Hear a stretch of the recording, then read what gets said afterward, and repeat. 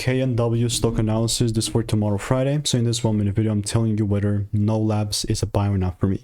No labs already pumping, 27% increase is decent, and all I'm looking to further do, man, is just when I zoom out, just like, yeah, I was so open-minded for a long side here. I actually got stopped out at one call out, which was a -1R, and then so sort of everything died out, right? So what I'm gonna do is just get rid of this.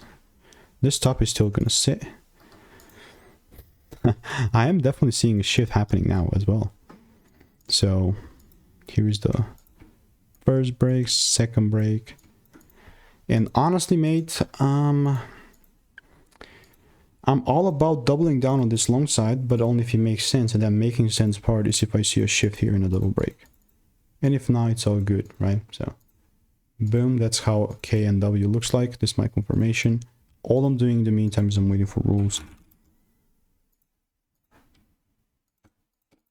And if you want my exact play and all that good jazz, click the first link in the description. My picks, get those 5-10K months. 1,200 people already tried it. It's absolute risk free.